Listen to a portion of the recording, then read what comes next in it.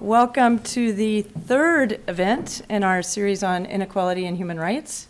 Those of you who have been with us all along know that, or even if you were just here with us 2 weeks ago, Sam Moyne was here talking about the relationship between inequality and human rights, and arguing that human rights had really very little to say to inequality. And today we're going to move to an area in which arguably human rights has had something to say about inequality, which is around the right to development, which we haven't talked about yet. And we have the best person in the world to talk to us about that, Balakrishnan Rajagopal. And the title of his talk is Right to Development After the Collapse of Development. So I'll let him fill that in for you. I do want to say he's Associate Professor of Law and Development at the Department of Urban Studies and Planning, and founding director of the Program on Human Rights and Justice at the Massachusetts Institute of Technology, or MIT. He's also the founder of the Displacement Research and Action Network.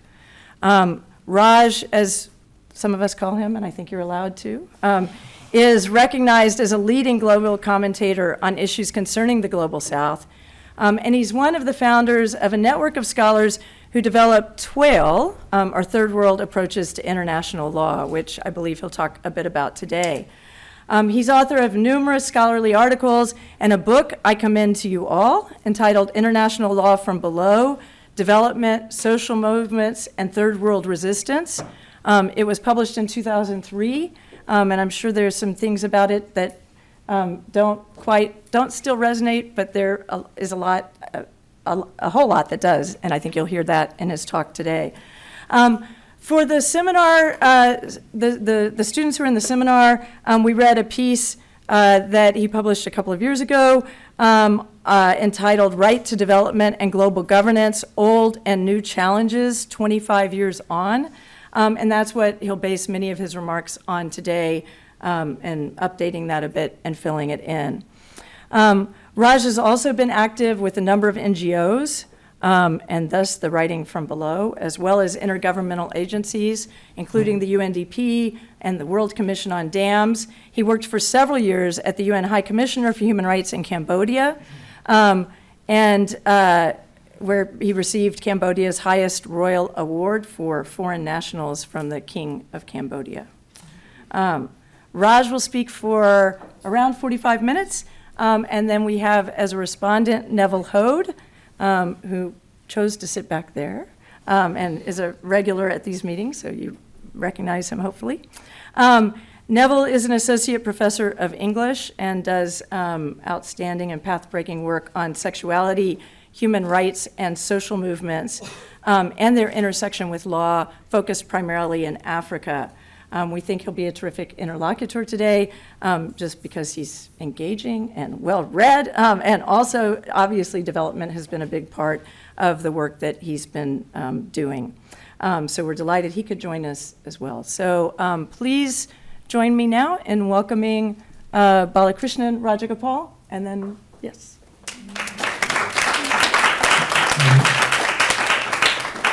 And then Neville will just come up.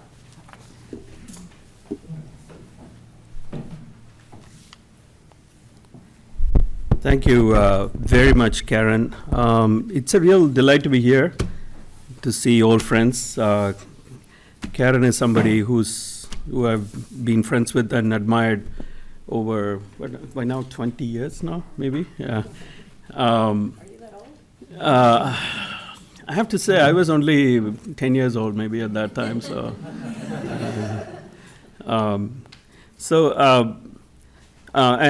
Thanks again for inviting me back to Texas. And thank you, Julia, for this invitation as well.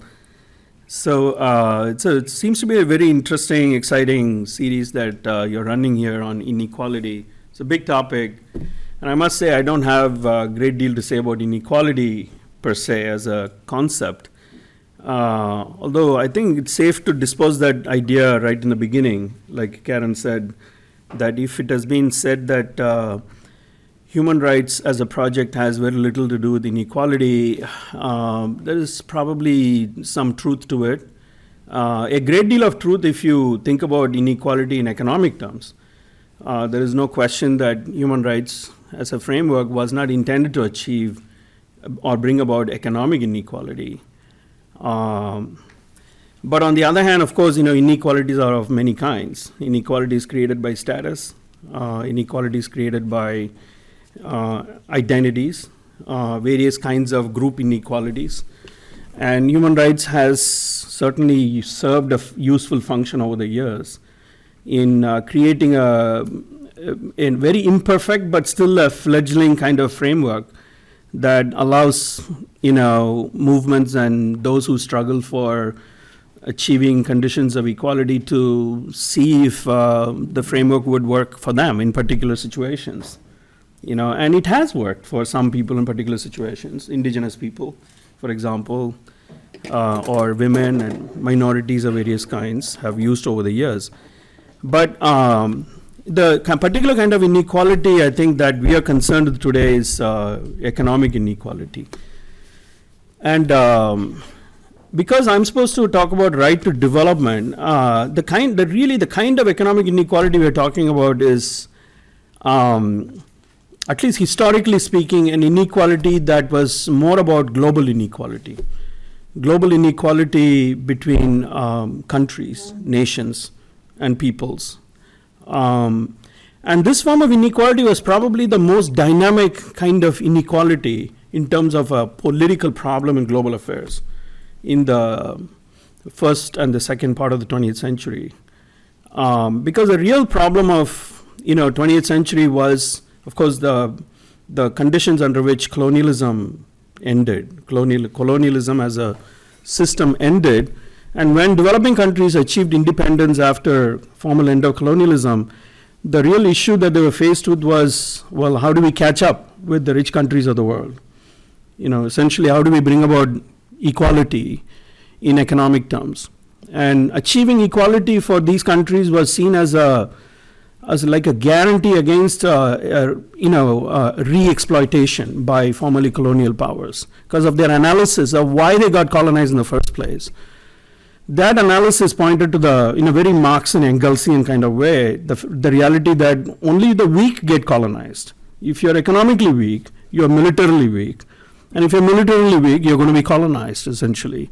But economic weakness is also associated with technological weakness, especially connected with the type of global capitalism that we had seen in the 19th and 20th centuries. So when developing countries began to achieve independence, their main goal was, how do we establish conditions of economic advancement that make sure that we are as equal as possible to the rich world, so that we don't become colonized again and we have dignity and respect at the international level and security. And their main role model at the beginning of the 20th century was Japan, because it was Japan that had actually shown what could be done if you actually establish a industrial capitalism, a model based on industrial capitalism after the Meiji Restoration, and using the economic strength that results from that kind of a capitalist model to build an army and a navy that was capable of beating any European power, as they showed in the victory over Russia in 1904. And that had a profound psychological impact on developing countries, really. For a lot of the developing countries, the record of Japan and the way in which Japan actually developed industrially, socially, militarily was a role model. And this is very important to understand, because if you look back to the post-World War II era, especially the great economic successes of East Asian economic tigers, especially South Korea, Taiwan, Singapore, you look at who their role model was. It was Japan. They based their model explicitly on Japan. And in particular, the economic success of countries like South Korea and Taiwan was based fairly explicitly on the Japanese colonial experience, because they got colonized by Japan in the decades preceding independence. But I'll come to that in a moment. But the reason I mention this broad background history is to understand why, in global terms, inequality has to be understood really in macro terms, between developing and developed countries in a north-south context. in terms of global inequality. And what we mean by inequality here is really inequality in terms of, parity in GDP, in national output, economic output, and of course, some kind of balance in military terms. Did human rights have anything to say about this form of inequality? As Karen rightly said, until right to development came along, I think it's fair to say that human rights framework had very little to say about this form of inequality. Instead, we had another framework, which was, in fact, the main framework of ideas about this form of inequality, and that was development. It was not human rights. But by the time the Right to Development Declaration was adopted by the UN General Assembly in 1986, these two streams had come together. The stream of ideas known as development, which was about macro ideas about inequality between developed and developing countries. And then the ideas about human rights, which were actually about the rights of individuals and communities, not of nation states, coming together to produce this hybrid called right to development. And how that idea came about is a fascinating story, really. And I think we have to step back and sort of think a little bit about the particular intellectual steps we got us and political moments that got us there to 1986. And then maybe I'll say a few words about why right to development, why developing countries and others, settled on this idea of right to development, and then, conclude with some remarks about what right to development may mean today, including some of the challenges that we face. I fleshed out some of these in my paper, but very briefly, to take a step back first about development,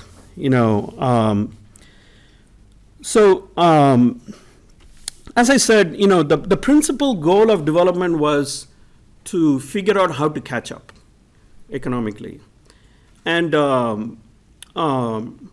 was a series of ideas that emerged from a variety of different sites and intellectual locations that tried to advance ideas about how to make it happen. International lawyers were not exactly directly a part of it, but the role that they played against the background played a significant role in reinforcing some of the tendencies of the economic and other ideas that drove the whole project of development forward. Development as a framework was initially based on an analysis of the peculiarity of developing country economies, that they're different from rich country economies, that structurally their conditions are distinct from the economies of wealthy countries, and therefore you needed a different set of theories and different sets of policy interventions to make them advance, contrary to the experience of rich countries. And these theories were broadly captured in the work of people, from the economics profession. That sub-discipline of economics came to be known as development economics. Although we don't have increasingly, economics departments don't have a separate stream of development economics anymore. But it was a very prominent stream of economics. The idea that there is a separate stream of economics for developing countries. And the ideas behind this you can broadly classify them into two categories. One set of ideas that explain the failure or the relative poverty of developing countries in terms of purely endogenous factors. That is, things that they lacked internally, right? They could be capital, it could be technology, they could be high skills in terms of human capacity, they could be particular managerial or other kinds of techniques in organizational forms. All these represent particular theoretical interventions that explain why poor countries are poor. For example, Arthur Lewis, one of the prominent development economists, suggested that the primary thing that is lacking in developing countries is capital.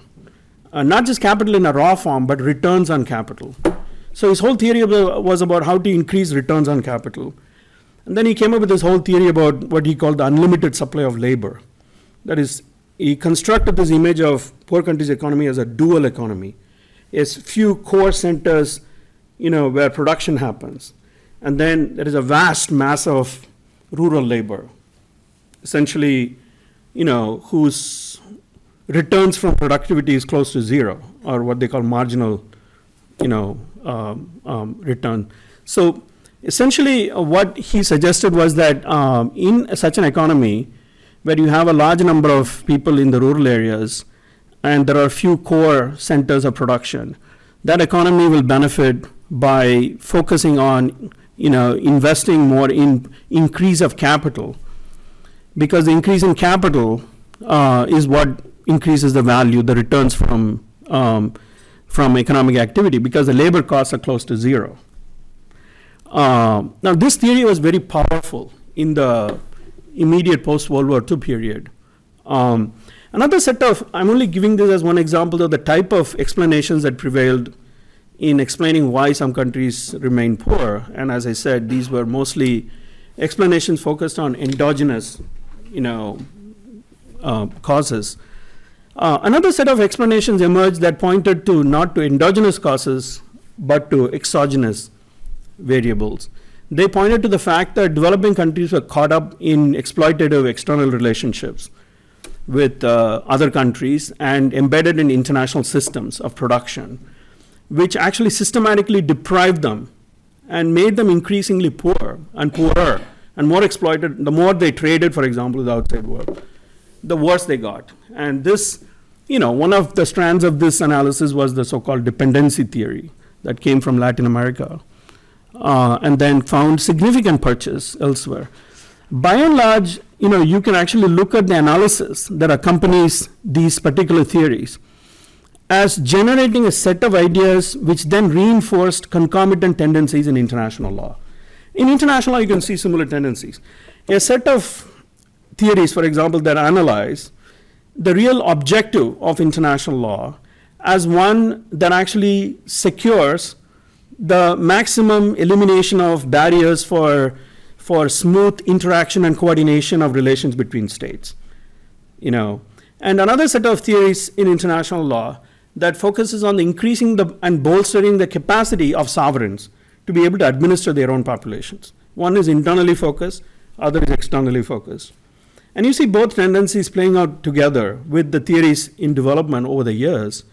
And I think it's very important to sort of remember that, because, as Karen was saying, ultimately, to understand right to development as part of international human rights law, we need to understand the way in which third world international lawyers in particular, and international lawyers in general, of which human rights lawyers are a part, reacted to right to development.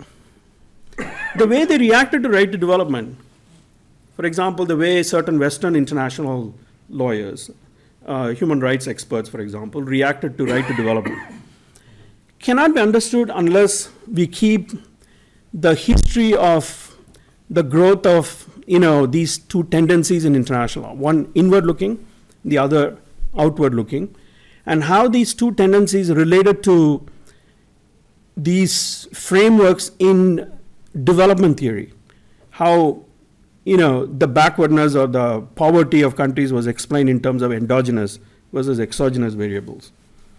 There have been basically in international law at least two waves of international legal thinking over the years that aims to sort of to change and fix the structures and rules and institutions of international law to make it respond to what they perceive are the real barriers that stand in the way of developing countries catching up with the rest of the world. The first set of ideas can be clubbed broadly together as TWAIL 1, or Third World Approaches to International Law 1. And the TWAIL 1 approach was, you could date it roughly, I would date it actually from the 1920s, really, with the rise in Latin American internationalism, really, with the rise of Calvo and Drago doctrines and, the work on the whole question of trade and debt, for example, that came in the middle of the 20th century. But the prominence of the third world lawyering really picked up in momentum only after World War II, when international lawyering became a site of third world politics. Because third world countries began to look to international institutions and international norms and international institutions as a way to bring about this project of equality. How do they do that?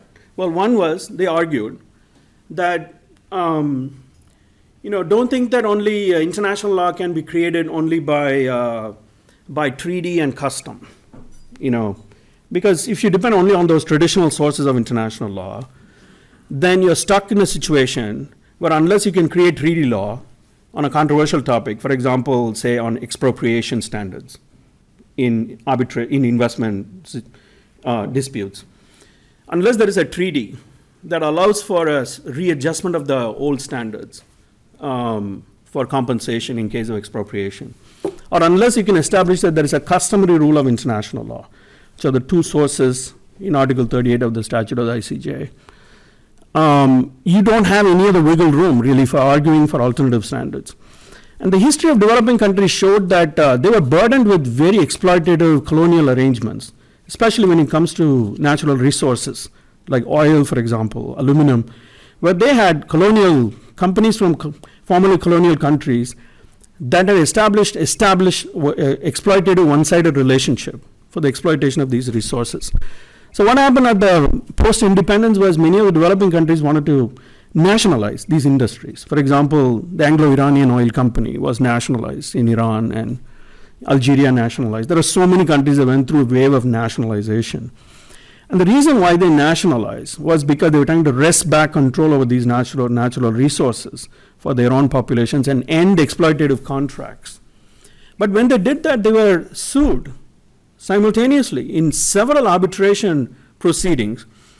And the outcomes of those proceedings were not a happy affair for developing countries, because the international law that was used for deciding those cases by the arbitrators was derived from colonial international law that safeguarded the rights of corporations over those other people. So the response from developing countries was to say, well, we are going to use our numbers at the UN, because they are now numerically superior, to essentially to generate soft norms of international law. For example, to push for new legal instruments by adopting new General Assembly resolutions, and argue that General Assembly resolutions can also create international law. So the battle to bring about equality was fought through international law, in the field of development, but in this way, to create a level playing field for achieving a kind of a framework for equal relations between countries, to establish the leverage, to increase the leveraging power of developing country governments. Now, most of the work like this was the focal point of lawyers associated with what I call TWAIL 1. TWAIL 1's job was this: how do you change the rules of the system so it creates a more level playing field for developing country states? Now, I think that this is a very useful thing to remember, because that after TWAIL 1 comes TWAIL 2. In some ways, I see myself as part of TWAIL 2 also. It depends on how long the tail of TWAIL goes. If it's a long tail, then I'm at the end of the tail in some ways. There might be a TWAIL 3, who knows, or 2.5, or 2.8. But basically, there is a distinctive split in the history of development, in the sense that the split happens roughly around the mid to late 60s and early 70s. The split can be captured by the simple notion of this idea that I've called in other writings a loss of faith. A loss of faith in the idea of development. This loss of faith manifested itself in multiple ways. For example, the loss of faith manifested itself in economic crises that began to break out in country after country. It began to manifest itself in famines, in political instability, in coup d'etats, in revolutions where rural masses began to overthrow the elites who were ruling from the urban areas and so on. A lot of anti-urban protests happening from the late 60s, early 70s. And the development agenda began to sort of recognize that no matter what you thought the barriers to catching up were, whether they were endogenous or exogenous, the policies that resulted from those explanations were both equally disappointing. They were not delivering the results on the ground. People continued to be as poor as before. Exploitation continued. The elites managed to consolidate their gains and increase their gains while the rest of the population was suffering.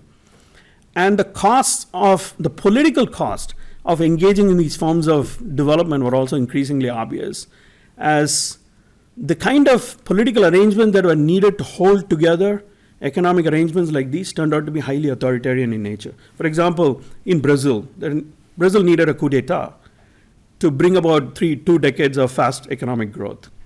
Same in South Korea. South Korea went through a military regime that increased GDP on the one hand, but at a great deal of social and political cost that paved the way for its own demise and collapse 2 decades later. So 70s is an interesting decade when there is almost like the sound of air being let out from a tube, and deflating. There is a general deflation of this, of faith in this grand narrative, in this idea called development by the late 60s, early 70s. So that's the moment that we have to that moment is very important for understanding why right to development came about. Why did developing countries turn to the idea of human rights for talking about development? They never did that before. But they began to do it gradually from the early 70s onwards. And explaining that, I think, is partly what my rest of my presentation is about.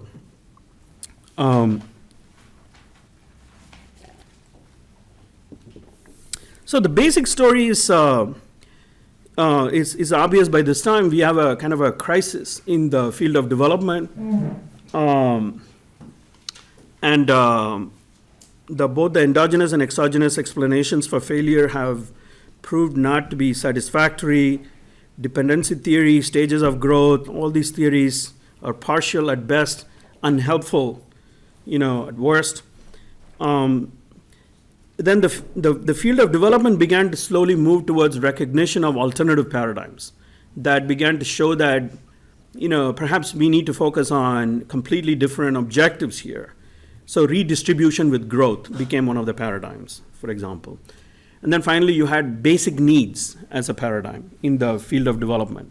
The idea being that whether countries are able to catch up economically or not, we have to make sure that the basic needs of the most vulnerable population are actually met. And basic needs need to be calculated in terms of very specific things, starting with calorie values, that ensure food security, to minimum floor space index that is essential for a habitable housing for a family of 4, and so on and so forth. Very specific calculations drawn up by economists who drew their work from welfare economics, long years of work on welfare economics.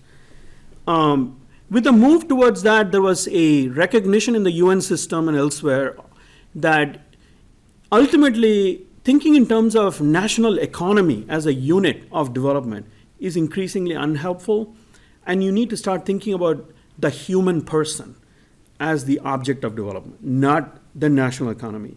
The shift towards human development, from economic development to human development, begins with the exhaustion that I described, with the models of development in the 1960s and 70s.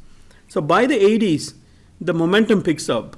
And by early 90s, you have UNDP, UN Development Program, publishing its first Human Development Report, right? After that, now we are past the decade of the Sustainable Development, Millennium Development Goals, MDGs, and now we just adopted in New York in 2015 the outcome document of the Sustainable Development Goals. But the pathway to sustainable development starts with the exhaustion with the top-down models of development in the 1960s and the insertion of basic needs in the 1970s. Now, what was happening on the human rights side? Well, human rights, it's fair to say, was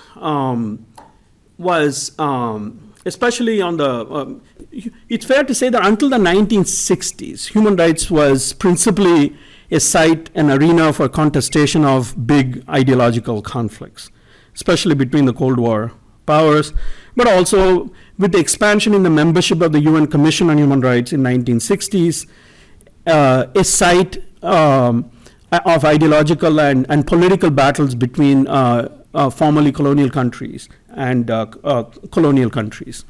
They began to insert issues like racial discrimination, self-determination, issues that never appeared on the agenda of the UN Human Rights Commission until the mid-60s, began to appear on the Commission's agenda. If you fast track from the 1960s, when this begins to happen, to the 1970s, human rights had also moved from Cold War battlefield to become an increasingly central piece in broader North-South conflict and Third World ideology. How did that happen? Well, the short story, the long story is told elsewhere, but the short story is this. Essentially, for developing countries, as I said, they saw the creation of new institutions and norms at the international level as a way to bring about the environment for catching up with the rest of the world, right? They tried many different things, including creation of international institutions such as the UN Conference on Trade and Development, proposals for bringing about better conditions for trading relations between countries, specific proposals in international trade law, for example, that targeted the weakness of countries that were dependent on single commodity agreements, things like that, right? But on none of those fronts, they were able to make much progress. For example, in the 1970s, there was a big push to establish international commodity agreements to make sure that countries that are dependent on single commodity exports would have some security when prices start fluctuating on the international market. So the only thing you export is aluminum, and the prices are subject to international markets. Then one day you're making a lot of money. Next day, you're doomed economically when the prices collapse. And this is a familiar story for any country that is dependent on single or one or two commodities as a principal part of its foreign exchange earnings. And if you don't get it right, then you're in big balance of payments problems. And the next thing you know, you have huge economic difficulty. And developing countries try to address it by bringing about, commodity stabilization agreements. But they failed in that for a variety of different reasons. And we can go into reasons why they failed, but that's not relevant here. But because they failed in their attempt to bring about a level playing field through economic terms, they turned to human rights to re-legitimate their ideological quest for equality. So their turn to development really starts in the late 70s, when, for example, right to development for the first time appears on the agenda of the UN Commission on Human Rights is in the late 70s, when the Secretary General of the UN issued a major research report, which was, by the way, research and written by Philip Alston, a famous international human rights lawyer from Australia, essentially spelling out the grounds on which a right to development framework would actually offer a much better alternative to developing countries who are fighting a losing battle on the trade arena, on the investment arena, on a bunch of other arenas where they were not making progress. So it's against that background that developing countries began to turn to right to development. Now, what was right to development, really, when it was articulated? If you read the declaration, it shows the complexities of the different motivations that drove the thinking behind development, including the echoes of the endogenous versus exogenous explanations of why countries are poor, or what we should do about making sure that countries catch up. So development is defined in the declaration, on the one hand, as the right of, as a right that puts the human person as the subject of the development process. The human person is right in the middle of it. So in that, it actually makes you think that it's actually very much a human rights kind of framing in a conventional way, But on the other hand, it also talks about the the international obligations between countries to ensure that conditions are right for countries to make progress towards the achievement of the rights that are described in the Declaration. As though it's recognizing that there are structural limitations on what a human person alone can do. You've got to have the structural, circumstances in place. It also articulates the right to development as a right of communities, potentially opening up the idea that sub-state entities, including social movements, could be quite not agents, but certainly strategically sort of exploit this particular framing to advance particular agendas in specific settings. Not in a legal term, but remember, right to development has never been about legal right. It's actually a political demand and a cry for equal status and for equalization. It's more a political and a strategic argument than a legal argument as such. So detailed analysis showing how right to development doesn't quite measure the operational legal standards that are set out in human rights treaties doesn't make any sense, really. I mean, it's not intended to achieve that. So many human rights lawyers from the West who were not quite happy about this framing of right to development actually did that quite systematically, like Jack Donnelly in the 1980s. But that was quite besides the point. I want to say that the right to development framing opens up both the endogenous and exogenous ways of thinking about development, because it focuses simultaneously on external barriers to the achievement of conditions that allow for leveling up, while at the same time it also allows you to focus on the barriers to internal changes that may be blocking the progress of particular sub-state communities and individuals within those communities, which I would say is captured more today in the framing of rights-based approaches to development, which is different from right to development. I'm not discussing the rights-based approach, but the rights-based approach to development is a full-blown paradigm of policy interventions in today's world, where leading NGOs, UN agencies, bilaterals are actually relying on rights-based approaches to development to do operationalizing and policy intervention in different areas and sectors. For example, a big NGO like Oxfam is all subscribed to this rights-based approach to development. If you go to their website, you see how they define development. It's in terms of rights-based approaches to development, but not right to development, right? So right to development is still seen as something that deals with the external barriers. And the focus, for better or worse, in today's dominant strands of development thinking continues to be on endogenous factors as the main reason why countries remain poor. And what we need to do if we want to bring about true equality between countries is almost exclusively focused on endogenous factors. So for example, nowadays, the endogenous factors that are pointed to as the reason for failure of countries are not the old factors that we all know, were of course responsible, like lack of capital, lack of technology. That's different. Of course, they may be responsible.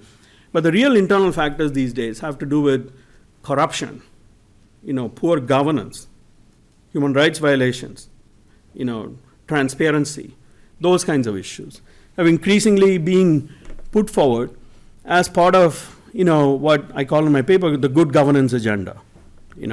It's a technique for evaluating the sort of policy interventions that are needed to fix, endogenous barriers. So I think I've spoken maybe enough. I'll just say a few words about the framework of right to development today. How, compared to the 1980s, when there was still a framework of third world solidarity, in the sense that developing countries still held together as a bloc. They try to negotiate together as a bloc. They seem to be exercised together about this whole idea of catching up and reducing the gap and so on and so forth. But fast forward to now, this kind of solidarity doesn't exist in almost any area.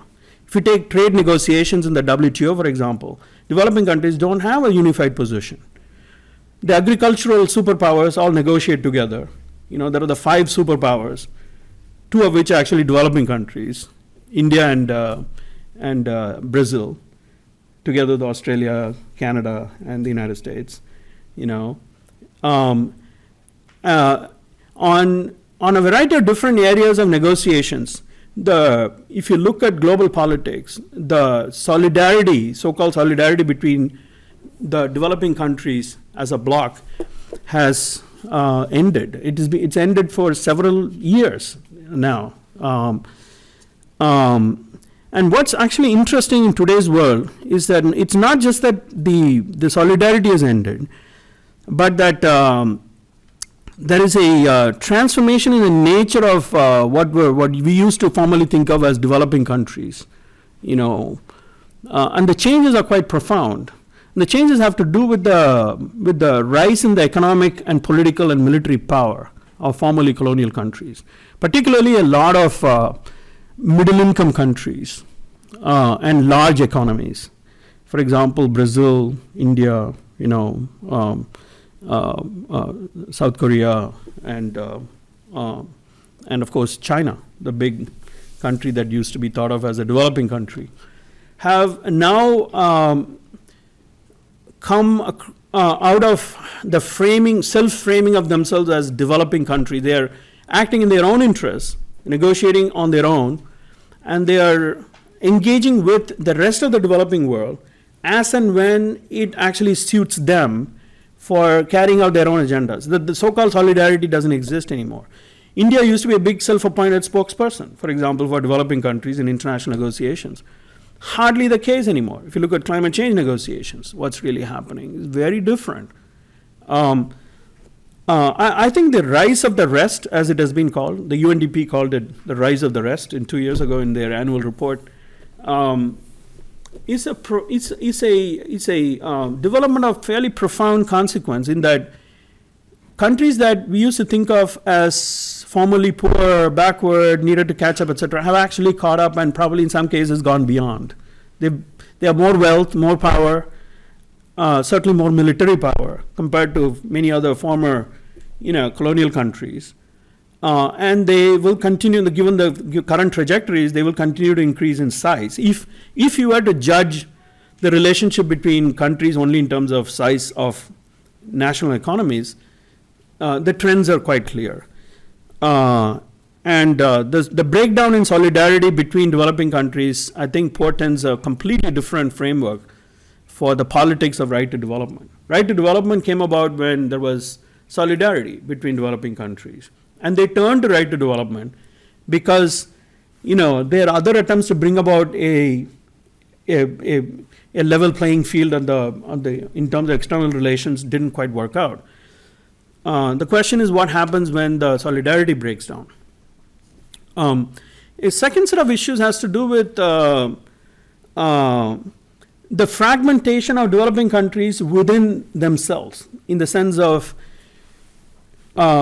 it's not, the division that is opened up is not just between wealthy or more powerful developing countries versus other developing countries, but it's also in terms of internal fragmentation within countries. So, for example, when trade negotiations go on, Korea is participating in trade negotiations, on the agreement on agriculture, which is one of the key agreements in WTO.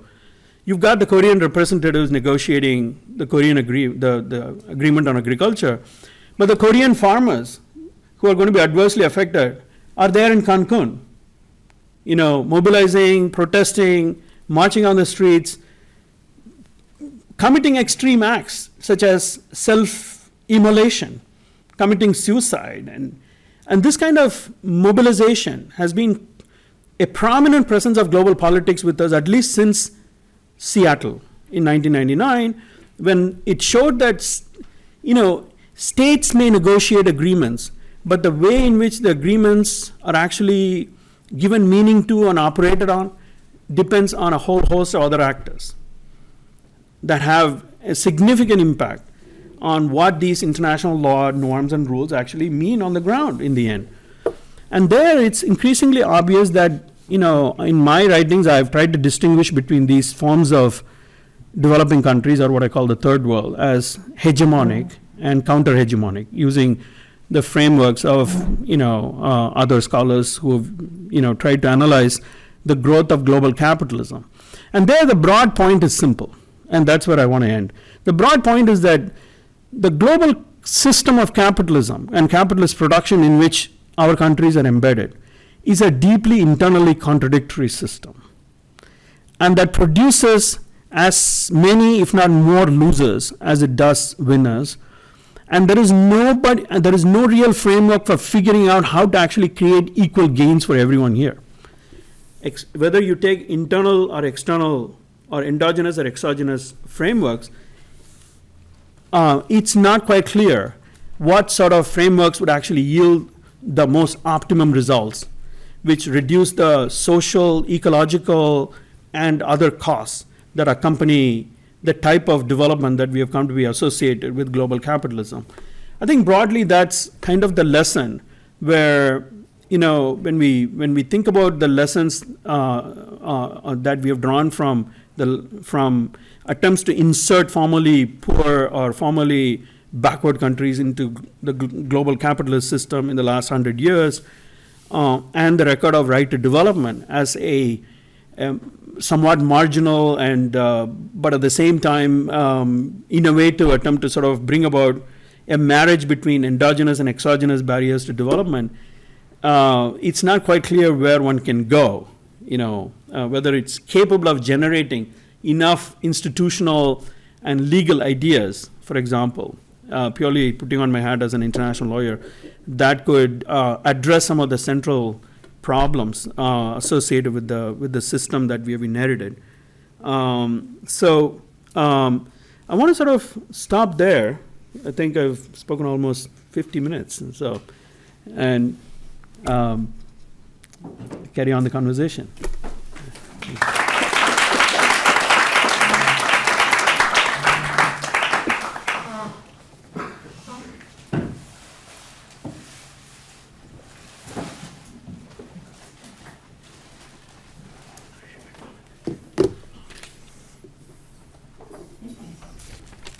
Okay, thank you. That was terrific, and regrettably for me, you addressed many of my questions in the talk that were not in the paper.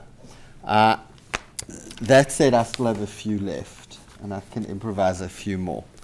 I have 3 clusters of questions in relation to the first paper and the talk, and a longer and perhaps idiosyncratic exegesis on the problem of discontents in the roundtable report, which I might or might not get to, because I know some of you read that stuff, but how many of you read it?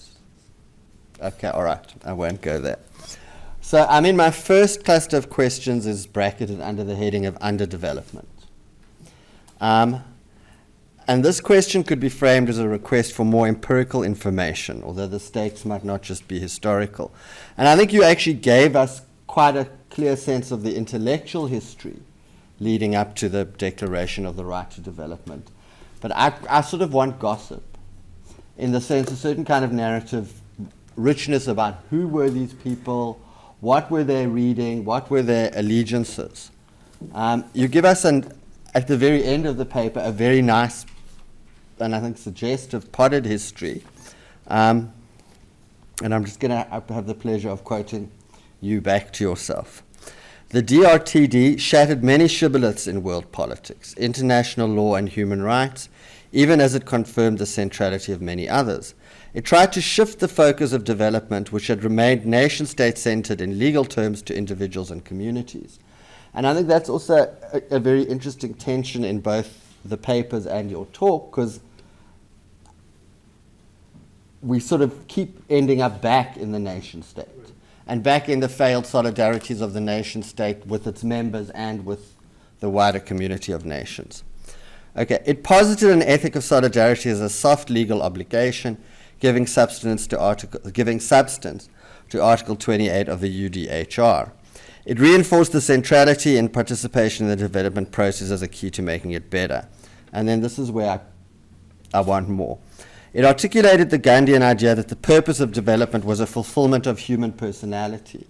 And so, like, when it shifts to the human, what version of the human? I mean, is the human just that minimally elaborated set of metrics around calorie intakes, around, you know, how much living space? I mean, what is the minimal definition of the human that is at play when it shifts to the human?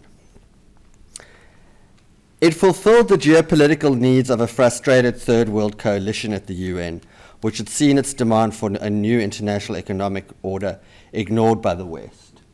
Okay, so and that looks like we're looking at the interests of a kind of professional elite class. Maybe the tail end of 12-1 when international lawyering becomes a site of third world politics. So just like a little bit more narrative history of who were these people, how did they conceive of their agency, and then what were they reading? I'm a literature person, so I always have bibliographic curiosity. Because it looks like to me, if you're framing a right to development, even if you're talking about exogenous factors, how much have you taken on the critique of dependency theory or underdevelopment? So would they, for example, have been reading Walter Rodney's 1972, How Europe Underdeveloped Africa, or Andre Gunder Frank, or those people? I mean, so it sounds like, or were they just reading the development economists? Okay, so that's my first cluster of questions around underdevelopment. My second cluster of questions is a little harder because you didn't really go there in the talk except at the very end. And these are clustered around the idea of governance. And I detect a strong ambivalence in your deployment of the term governance, its definitions, its provenance, and its deployments. And the relation between those three components of governance become important for my next question, which is where I sort of get some relief because I get to go meta. I quote here, "A shift from government to governance has been one of the signal shifts of the post-Cold War consolidation of neoliberal democracy on a global scale." End quote. So if we understand neoliberalism as an agent of inequality and governance as one of the sort of hallmarks of the political rationality of neoliberalism, it looks like governance is a problem. I mean, not governance in practice, the very idea of sovereignty embedded in notions of governance. Okay, and you seem to welcome the return of the state and government as sites of potential economic and social justice. So I'm assuming an agreement with somebody like Wendy Brown when she writes in Undoing the Demos 2015, quote, "Contemporary neoliberalism is unthinkable without governance." Okay, so what are the problems? Okay, I mean, this is kind of obvious, but I'll do it anyway.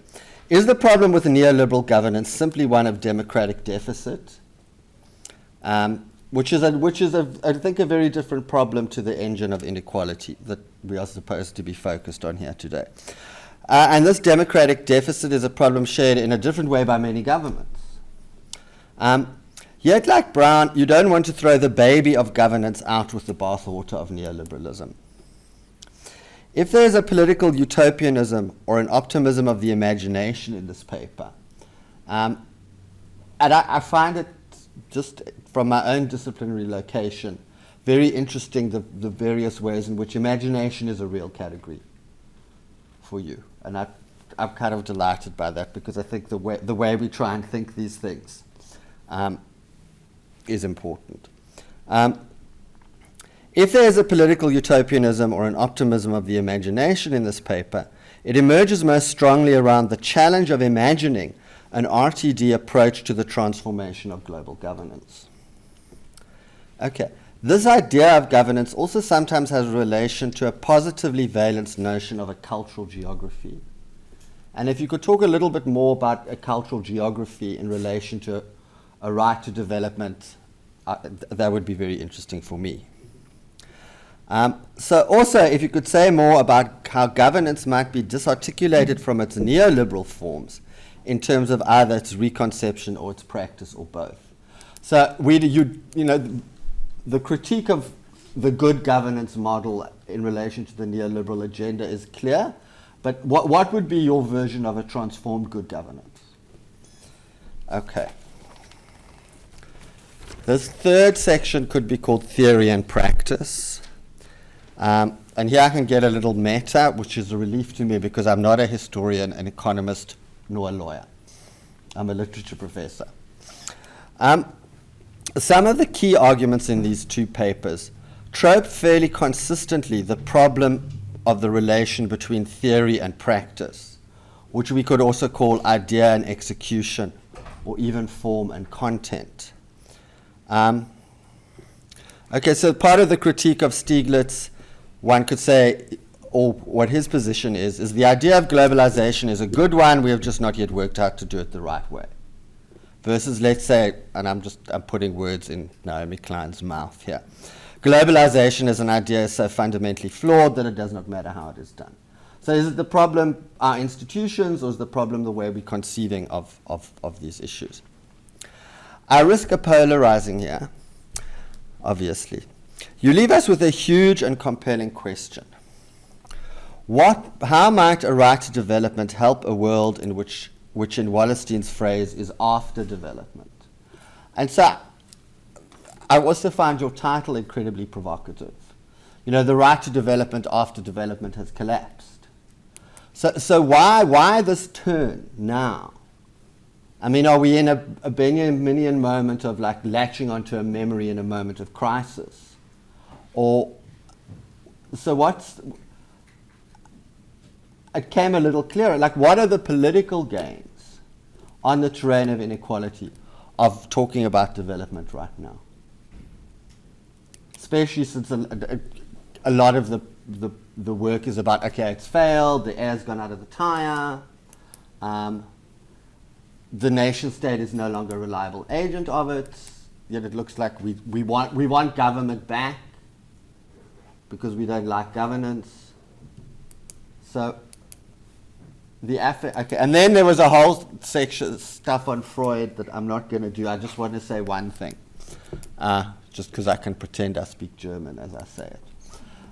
Civilization and its discontents is badly translated, particularly in its title.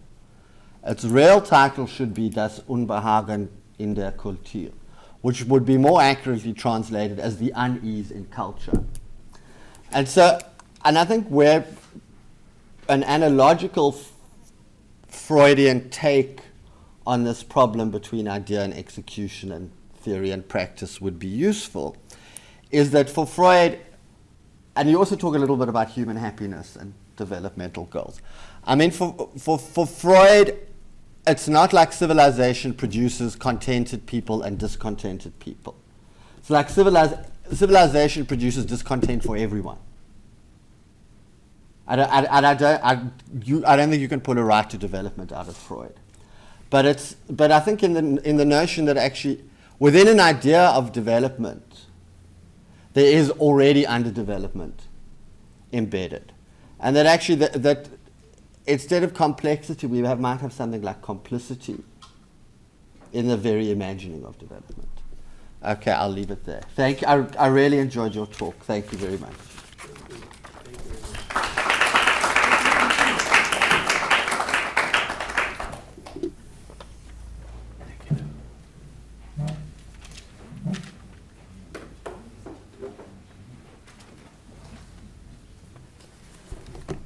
Thank you, Neville. Wow, those were great comments. Really appreciate you taking the trouble to engage with both papers, although one paper, of course, has not been read. But we still have to talk about Freud, if whether now or later. But all great comments. Just I'll try my best to respond.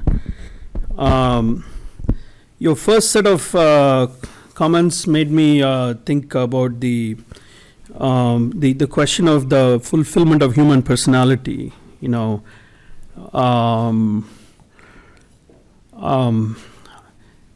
I think at least when RTD came along, the kind of language about human personality really didn't come from the development side. It didn't come from, certainly didn't come from the development economists focusing on endogenous factors or exogenous factors. Certainly no Andre Gunther Frank came up with human personality. He was not into that sort of sentimental nonsense. He never asked, what would you do with wealth if you did get wealthy? Which is a fundamental philosophical question, really. Because then the real question is, what if everybody is equal? Would you be happy? That, in Amartya Sen, in Development as Freedom, his famous book, he starts off the first chapter by describing this story from one of the Indian Upanishads, one of the Indian, ancient Vedic texts, in which there is this woman, Maitreyi, who asks, what is the ultimate purpose of gaining wealth? And then the husband says, well, it'll make us happy, blah, blah, blah. And then she says, well, will that make me immortal? The rhetorical question that he says has been the focus of philosophical agonizing and speculation about the ultimate purpose of wealth as a key part of human activity for thousands of years in Eastern philosophy. But he's not sentimental. He doesn't go into endorsing that view. But I think the question of the personality, the fulfillment of human personality, is something that did come from a Gandhian tradition, and the way it got inserted into global discourses, and then that ultimately ended up in the RTD declaration, was in fact through grassroots movements. Grassroots movements are increasingly transnational in scope in the 60s and 70s, and that had significantly influenced development thinking. For example, by Ivan Illich in his work on Small is Beautiful, and basically these were people who worked at the level of communities and showed that in fact it was possible to think of instances of momentary escape from this giant machine of capitalism. And there the issue is not whether you are wealthy or not. The issue is whether you whether you are able to live the life that you think is worth living according to your own values. And I see echoes of that in today's world in many social movements. For example, in ecology movements, in movements for recovery of the commons, urban commons or other forms of the commons. You see it in indigenous people's movements. You see it in the work of intellectuals, movement intellectuals embedded within movements. For example, somebody like Gustavo Esteva, well-known Latin American writer and theorist who writes about social movements, and he's written a lot about the Zapatistas in the Chiapas region.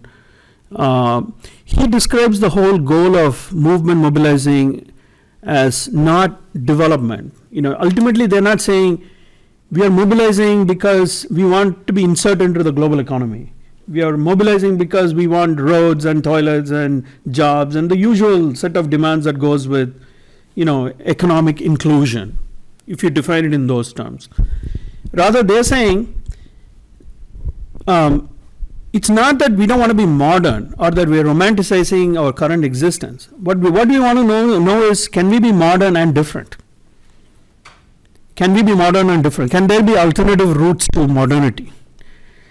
So they're famous, for example, for rejecting roads laid down by the Mexican government, because their answer to roads is, well, roads of course may help us in the way in which you think of it, but it also opens up ways of readjusting the terms on which we connect with the rest of the world and define our own identity. What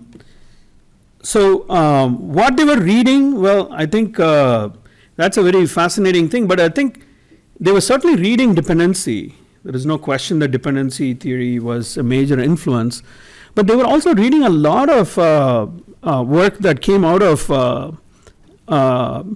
social theorizing around mass mobilization, which was a dominant phenomenon in the 1960s and the 70s. They were reading certainly a significant level of Marxist work that accompanied that form of theorizing, but also developing a strong series of critiques of Marxism, but the failures of Marxism. For example, the way in which Marxism defined, the proletariat as the vanguard class, tended to de-emphasize most of the political agency of movements such as indigenous or peasant movements. Most of the rural rebellions could not be explained within conventional frameworks of Marxism.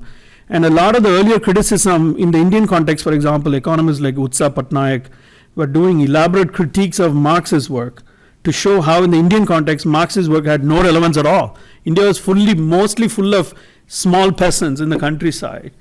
Marxist framework doesn't simply apply to those areas. So there is a lot of this kind of reading, which I wouldn't say became canons of the field, in the sense that they're not Arthur Lewis that is read by every economic student over the years in departments. But these are significant intellectual interventions, including many that were circulated simply as movement materials. They were mostly in the files of people who were in the movement. They are not even published. I've read a lot of those in particular movements. You can't even cite them because there are no dates on it. You don't know when they were generated. People will tell you when they came around. And this is really very exciting stuff, because it shows the living history, almost an oral deposit, an attempt to capture what was happening literally in the life of a movement, and gets written up. But you can't really create a document out of it that is citable in the modern conventional way. So I think that's a fascinating set of things to speculate about.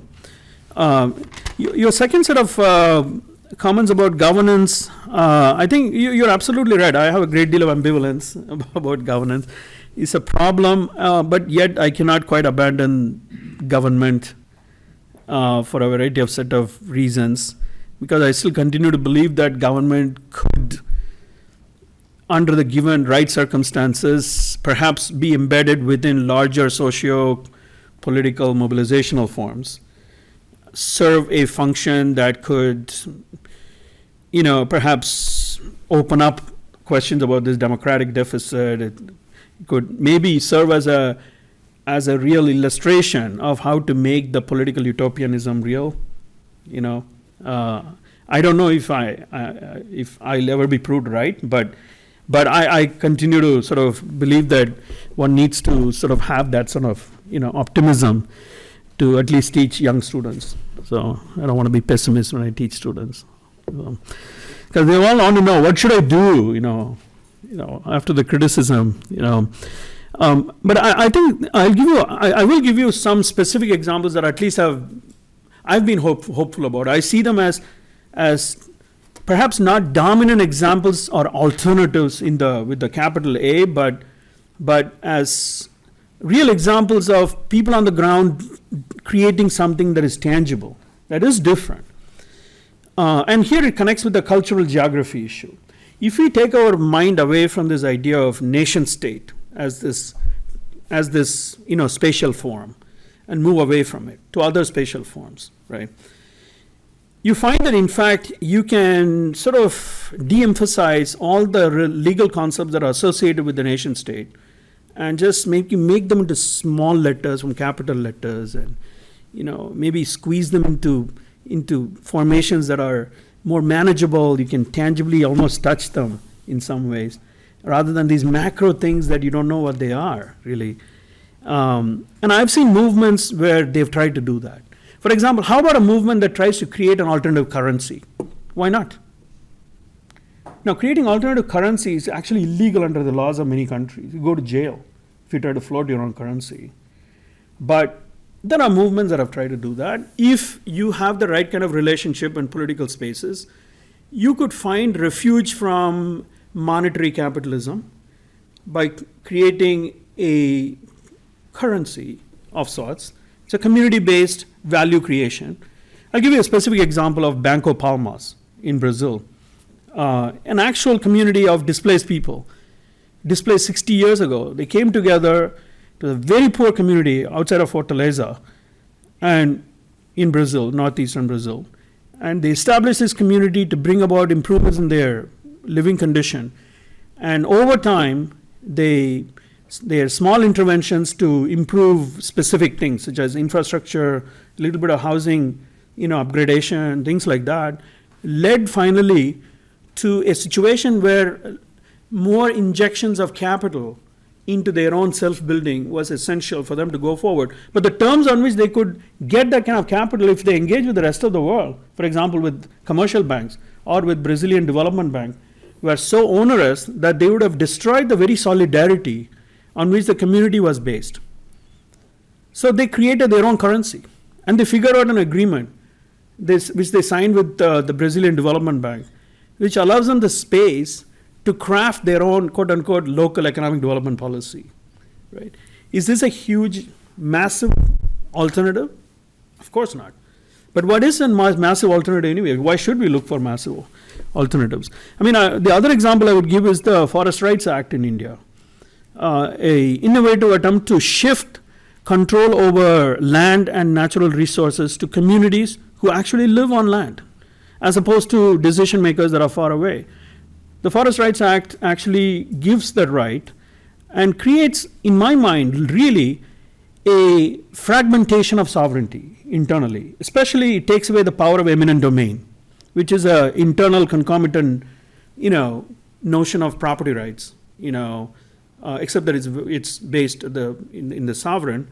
The sovereign has this untrammeled property right to take whoever's property, and the notion of eminent domain here has been not abandoned, but it's kind of parceled out. There is eminent domain for certain things in different levels of people represented through their governments. But the community created as a functional institution through the Forest Rights Act also has its own sovereign power when it comes to approvals and disapprovals over land use, for example, concerning exploitation of natural resources.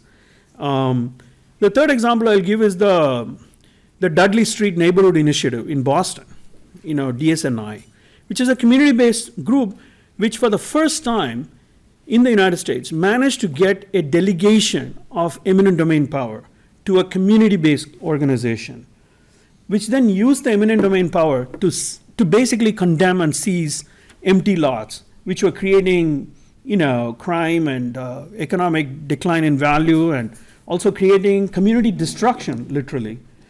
And then they've used that legal power to try to bring about tangible improvements, side by side, parcel by parcel, to this particular community.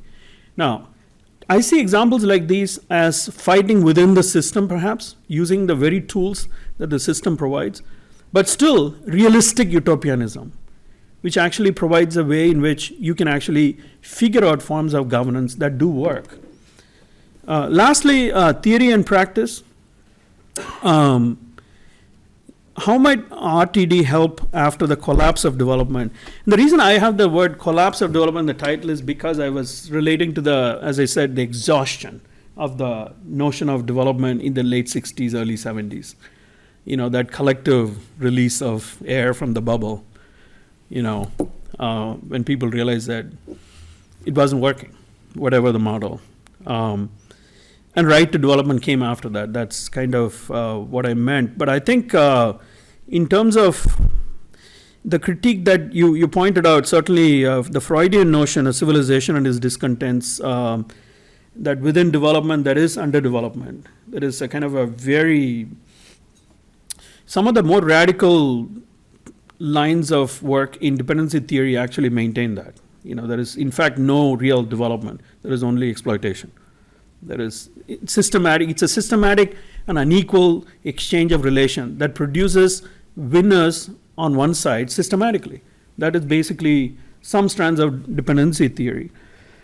And now in modern context, I do relate to that, especially from the ecological limits concept. I think that development as a notion to me seems most at peril, particularly when faced up against the challenges of climate change and resource exploitation and exhaustion that we are facing as a planet, including finite resources, such as water, for example, which is increasingly running out. And we don't have an economic model that can easily get us out of this, in specific ways. At least a model that is working, that has the wheels to turn us around to a different direction. We don't have that yet, and that's partly why I in one part of the paper I rely on Schumpeter and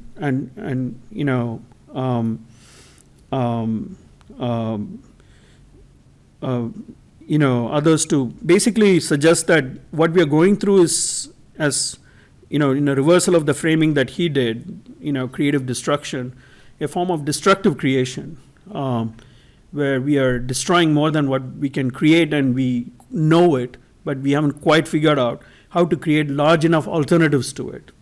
The problem is that big. All we have are particular specific examples of hope. The DSNIs, the Forest Rights Acts, the Banco Palmas, that's all we have.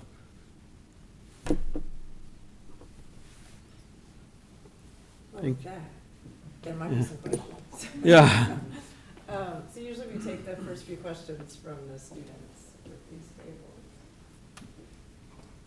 Joining the mic? Yeah. Yeah, thanks. Just, we'll have it recorded that way. Should I hang it out for things?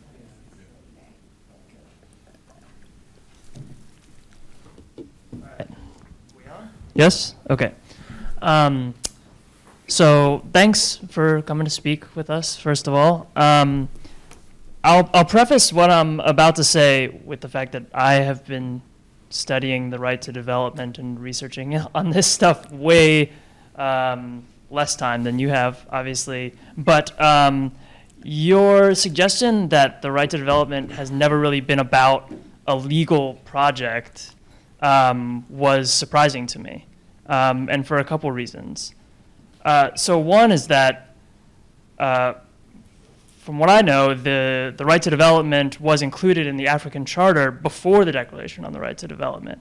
So you had a lot of the countries that were supporting the Declaration on the Right to Development that already had a binding regional instrument that included this right, and in fact, the African Commission ended up adjudicating some cases that involved the right to development.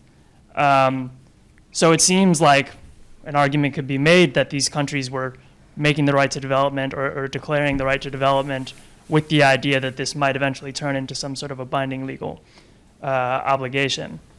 And then subsequent to the Declaration on the Right to Development, you had the Working Group on the Right to Development and the High-Level Task Force, and sort of General Assembly resolutions don't all yield these special procedures from the UN. I mean, maybe we can all agree that there are perhaps too many special procedures from the UN. There's a multiplicity, and they don't all end up resulting in binding international law. But the fact that these were created and that these are sort of have the open mission of implementing the right to development, seeing that it's put into action, seems to suggest that there is some sort of undercurrent for seeing the right to development as a legal instrument and not just some sort of declaratory movement, a cry from the third world, as you might have put it. Right. Should I? Okay. It's a great question. I mean, I didn't mean to say that right to development has no entry point into law at all. It's just that what I meant to say was when right to development was pushed forward as an agenda by developing countries, they certainly didn't mean to, see it as a binding sort of instrument. For one thing, as you said yourself, the Right to Development Declaration was a General Assembly resolution, and despite the fact that some developing countries, of course, had pushed for instant customary law to result from General Assembly declarations and so on, in the 1960s, and they certainly used the GA route very actively. When RTD declaration was adopted, there was no real sense that it was one of those efforts. For example, compared to, for example, the declaration on the granting of independence to colonial territories, or the Charter on the Economic Rights and Duties of States, very important General Assembly resolution adopted by developing countries in the 60s and 70s. There was a great deal of more sort of expectation that these need to be binding right away in the global system, and you didn't quite have that. But of course, you're right that in the African system it has penetrated to some extent, and particularly in some cases involving indigenous communities, the African system has tried to use right to development in that kind of to give it a more counter-hegemonic reading in a way. But that remains the exception rather than the rule, really. In no other regional systems you actually have a recognition of that. And in Asia, in fact, there is no recognition of right to development regionally at all. It's still a framework that remains more salient as a political argument for which expresses a disagreement about priorities at the global level. Of course, there was a high-level task force on RTD that was appointed, and then there was a UN Special Rapporteur on right to development, Arjun Sengupta, whose reports have contributed hugely, conceptually, to right to development. But what's interesting is what happened after his mission ended, after his terms ended. That particular special procedure was never renewed by the UN Human Rights Council. Does right to development exist really? What is the evidence for it? The only evidence right now you can point to the UN system is that the UN High Commissioner of Human Rights is divided into branches, and one is called the Right to Development branch, or Right to Development and Research branch, to distinguish it from the Special Procedures branch, which deals with the operational side of receiving complaints and supporting special rapporteurs and so on. That kind of operational clustering does happen, largely to sort of respond and cater to the criticism coming from developing countries that the human rights agenda was too far tilted to focus on issues that are of interest to the rich world and not focus enough on the issues that matter for poor countries. So the way to find a compromise was arrived at to respond to that, and the response was to structure the UN office in this way, to create a whole section that deals with right to development and research. But in terms of operational consequences or international legal instruments or citation in court decisions, ICJ opinions, there is really no evidence that RTD is taken seriously as a legal right. It's a political demand. There is nothing wrong with having a political demand, like right to the city is another concept that has become more famous in recent years. It was never articulated as a legal right, The social theorist, French theorist Henri Lefebvre, when he articulated it as a political, he said it himself. He said it's a cry and a demand. So when I said RTD was a demand, I had Henri Lefebvre in mind, partly.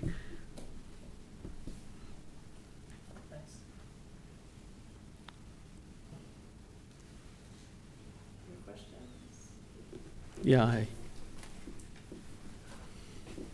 So, given the fact that I haven't done much research as well, and this is more of just a general question. With the BRICS transition into power and their own development of their banking system or a potential one in trade agreements, do you find them more receptive to the right to development given their position in the global power and balance?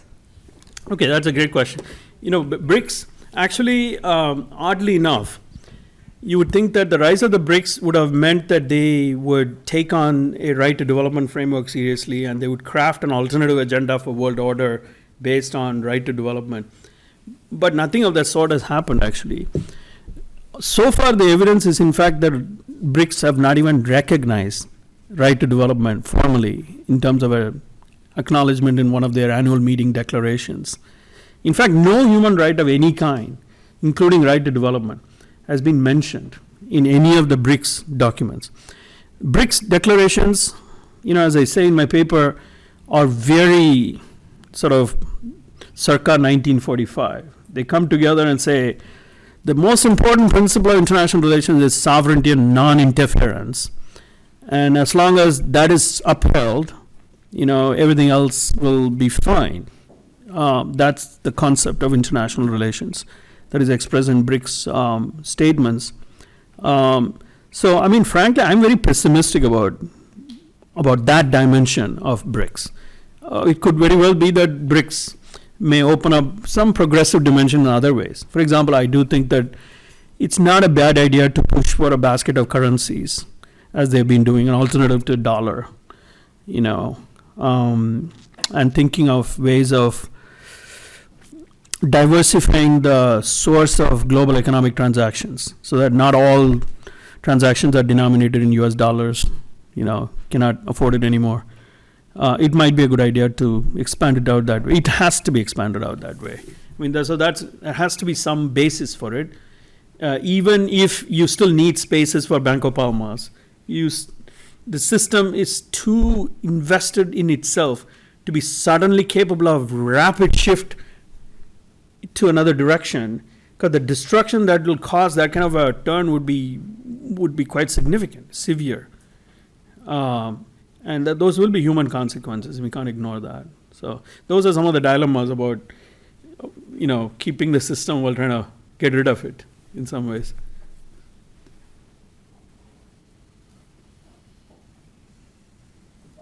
I have a question. And then we'll go to that. Sure? If you have your third question. Thank you. Okay. That was a great presentation, and it was also, we learned a lot, I can say, on behalf of the class, so it was really, really useful. I want to just pick up another side of Neville's question for you, which is, you talked about what development folks had to gain from turning to human rights, but you actually didn't tell us that much about what human rights folks had to gain by turning to development in 1986. And I wonder if you have thoughts on that. Okay. I touched a little bit on that, but the main objectives of human rights folks in turning to development was to lay the foundation for a series of what was called third generation rights. Essentially, a move away from more individual-centered human rights approaches in both the Civil and Political Rights Covenant and also the Economic, Social, and Cultural Rights Covenant. The International Bill of Rights was seen to be too individual-focused, too much caught up in the Cold War politics, civil and political rights supported by the West, and ESC rights, or economic social rights, supported by the Soviets and their allies, and developing countries finding that they couldn't talk about either of these issues in a way which didn't make them party to one side or the other. So part of the story about crafting a new generation, a new generation of rights, which are called the third generation rights, was an attempt to figure out a kind of a non-Western or a third world way to human rights. So, Kabambe,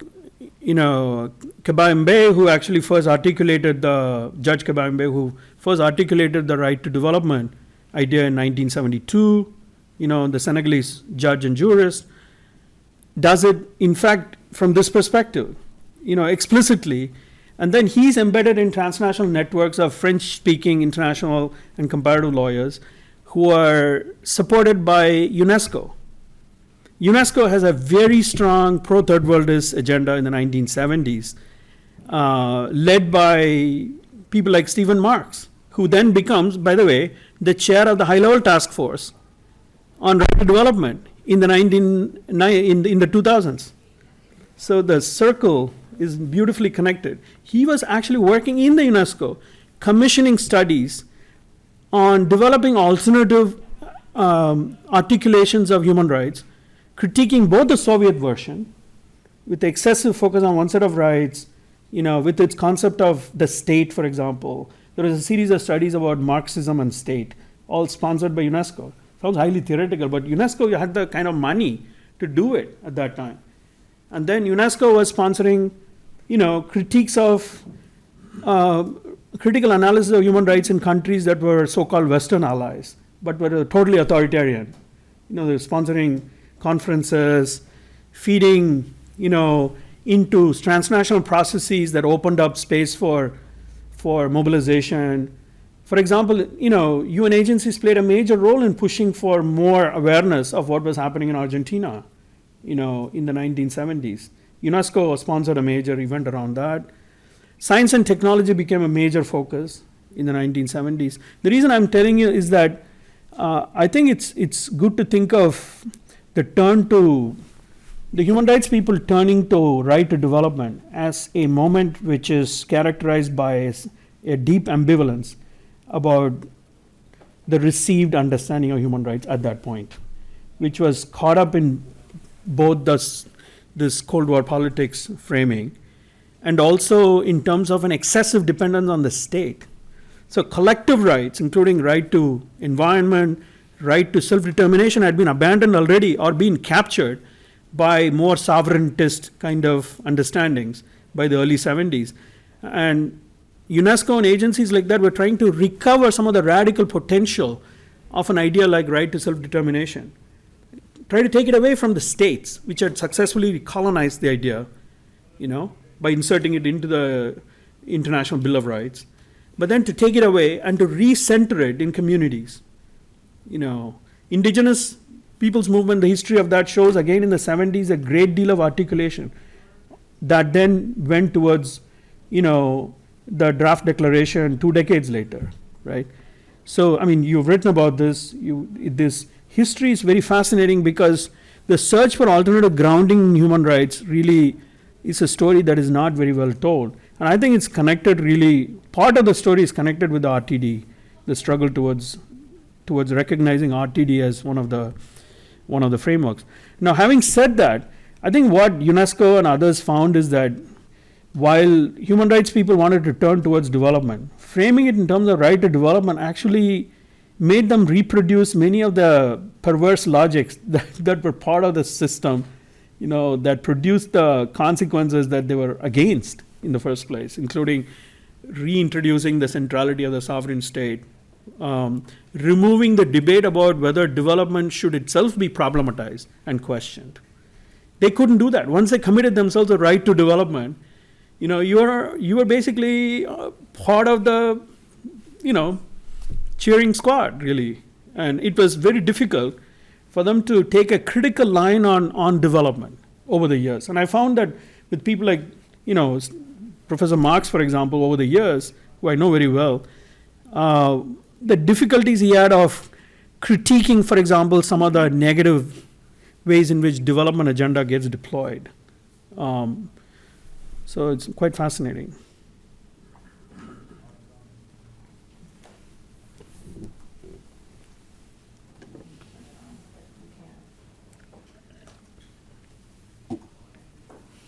Karen's question kind of reminded me of one that had come up in the course of reading your essays. And I'll try to put it really cryptically. What's become of self-determination today? Is it still available as a flag to wave, a flag to march into battle under, or has it perhaps given way to what you're calling both in your talk and in the essays, self-governance? And part of my malice forethought in asking this question, and I look at Mohammed here, but about the only people I see waving the flag of self-determination today is the Palestinians. And what has it come to me as a banner under which to agitate or mobilize or organize? Right.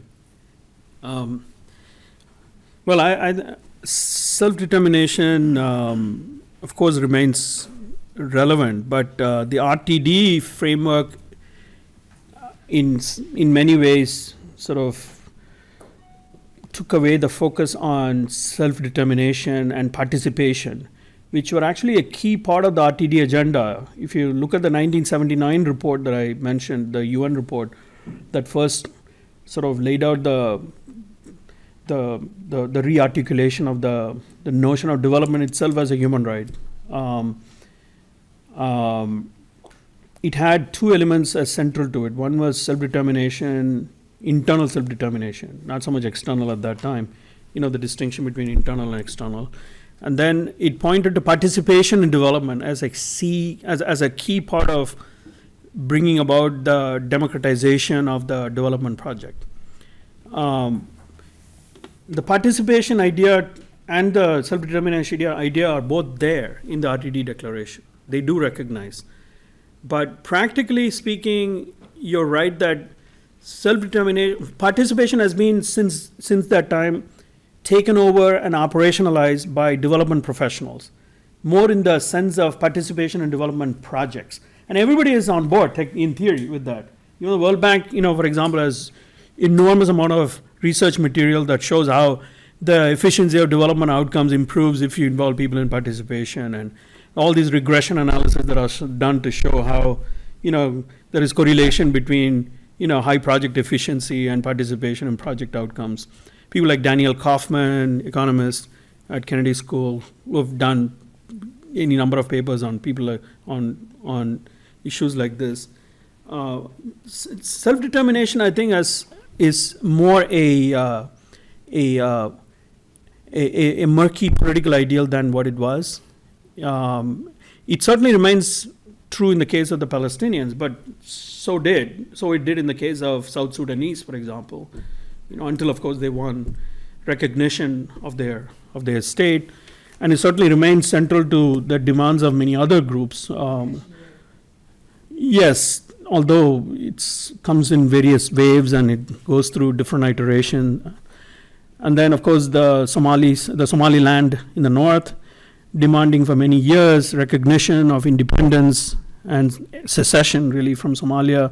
I mean, these struggles actually do exist over the years, but the issue is not that there are no more groups that demand self-determination in the external sense anymore. The issue is the political salience of self-determination as an idea that shaped North-South politics is probably largely gone, because it was successfully tamed by the incorporation of self-determination into state-building projects. The only examples where self-determination, I think, has meaning now are in instances like the Dudley Street Neighborhood Initiative or the Forest Rights Act, where self-determination comes up, but more in its internal dimension, in trying to, for example, disrupt the power of eminent domain, in trying to actually ensure that communities have more say over their space. It's an assertion of spatial autonomy within states. And that's, if anything, increased dramatically over the years. I'm going to pass it back that way, because I think both Dan and Adia.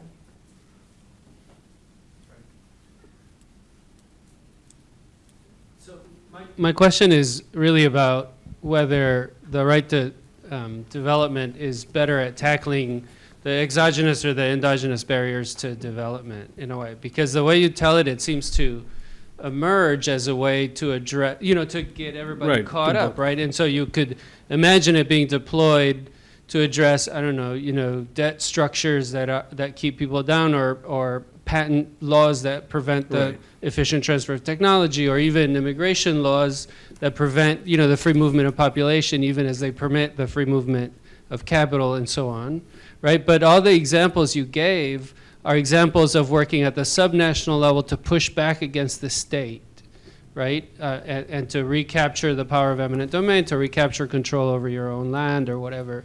And so it's, and especially the sort of good governance agenda is very much, in a way, aligned with this notion that all the barriers are endogenous, and that if we just promote greater efficiency, right, then everybody will be better off. And so I wonder if it just happens that it's been turned away from what it seemed to be its original project, or if that language is somehow conducive to focusing on the endogenous barriers, so to speak. Right. None of the examples I gave have anything to do with the right to development. It's not articulated as examples of our right to development in practice. These are examples of the ways in which the ultimate aims and objectives of right to development, as it was originally conceived, might be seen to be carried out in some way. That is my own submission. But I'm not saying that the people who are involved, for example, the Forest Rights Act, think of themselves as somehow recovering the soul of right to development. No. Never heard of it. But the external barriers, I believe, are terribly important. And for better or worse, I say that in the paper. In fact, most of the attention of RTD has been on external barriers. At least the way in which it sort of intersected with the politics of this great game of inequality, global inequality issue. And there, it's not for want of trying. That's all I can say. I mean, that's the best you can say about what developing countries have been trying to do to reduce those barriers that they've known all along have held them back. For example, as the example that I gave about commodity, in the area of commodity trading, there has been a significant push to create buffer stock financing, for example, as a key device, either within the WTO negotiation, WTO forum, or by creating financing arrangements through, say, the World Bank or the IMF, and then somehow making an exception under WTO law to allow that to happen. Otherwise, it will be considered as trade intervention, right? But that's not been possible because there is no political agreement for that among rich countries. So the part of the problem is that the framework is set up in such a way that it involves sovereign negotiation and sovereign consent among all these countries, and you just cannot get it. It's not the 60s General Assembly, where just because you have the numbers, you railroad a resolution through, and then you say, now it creates international law. It doesn't work that way, because the power balance has shifted, really.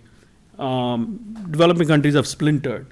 So the countries that might have given you enough boost in the 60s, even though small countries were pushing those ideas, they were backed by more powerful countries, including the Soviets, frankly.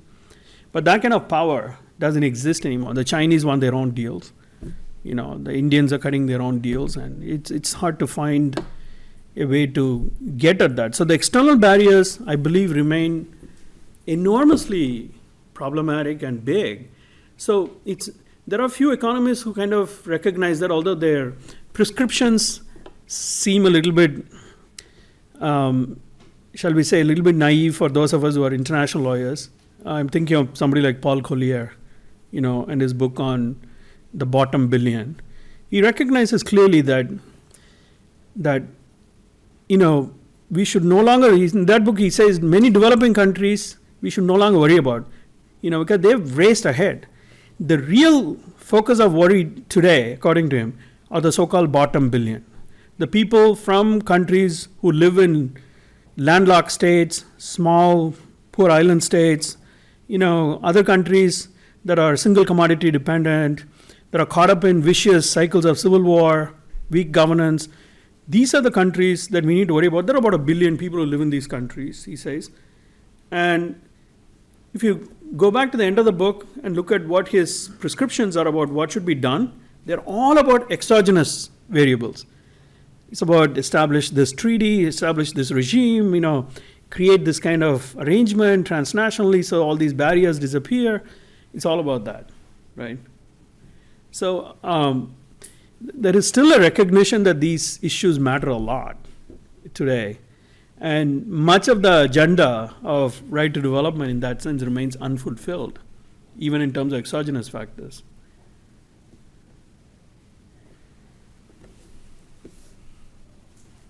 So just to pick up where you left now, after 30 years of the resolution, almost 50 years discussing development at the UN and within the human rights framework, why we don't just give up?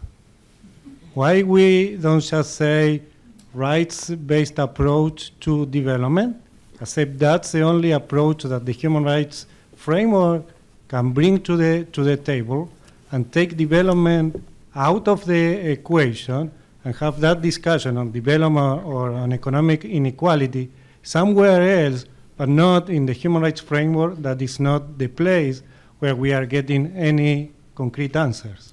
Right. Well, a surprising number of professional human rights people agree with that. Including many people from developing countries. They have no interest in right to development, really. So, well, I think, one could say the same thing about many different human rights agendas. For example, there is a human rights special procedure on debt and human rights, or on housing. For example, why should there be a focus on right to housing when there is a whole habitat process that deals with the housing? What is it that the housing focused mandate in human rights has actually achieved that has not been achieved through other means, etc.? So you can raise the same point. But I think that conceptually, at least, RTD still matters because, as I said, it's connected to the broader project of collective rights, including rights that are subnational, community-based, and also the broader question of exogenous factors and barriers, the structural constraints that actually operate to frustrate the exercise of human rights domestically is something that cannot be captured through other existing human rights. There isn't anything out there, that comes close enough, except Article 28 of the UDHR, but that imposes an obligation, a duty for international solidarity, but that's not specific enough. You need to develop it in other ways in human rights terms, and RTD, for better or worse, tried to do it. I do think that as a broader political project of cry and a demand, RTD could be useful if it is decentered from its traditional sovereigntist foundations and made more relevant to more community-based, collectivist forms of assertions of autonomy and alternative projects of creating economies, alternative projects of creating new forms of governance. It's possible to think of RTD as a global framework that legitimates these micro processes that happen in different places. Otherwise, if you don't have a global legitimating agenda, that's one less thing that makes it harder for these micro processes to be recognized. So one of the advantages of the RTD thing when it operated was when Arjun Sengupta was the special rapporteur, for example. One of the functions of his report was that he was able to focus intense attention on questions of inequality and poverty as structural conditions, which was not possible through the operation of other mandates. So that's one of the reasons why after the mandate ended, now we have a mandate on human rights and extreme poverty, which then he took over. And he actually was the special rapporteur for that. And I do think that structural issues like that are harder to capture by simply talking about an issue like poverty or inequality. Is harder to talk about purely in terms of the existing internationally recognized human rights. We become too sectoralized otherwise, because you can only talk about it in terms of education or housing or water or sanitation. Then it becomes like a reproduction of the SDG agenda, really. We have time for one last question. There it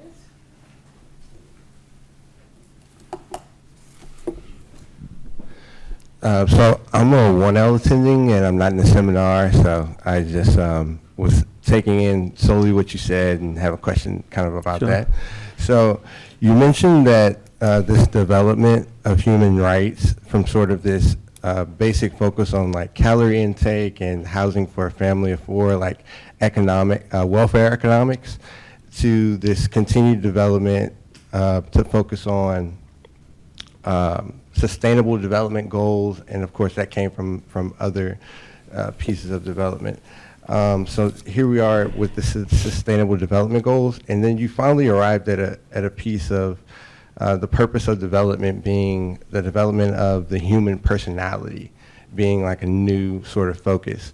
And I was wondering if you could sort of explain a bit more what you meant about the human personality being a new focus of development.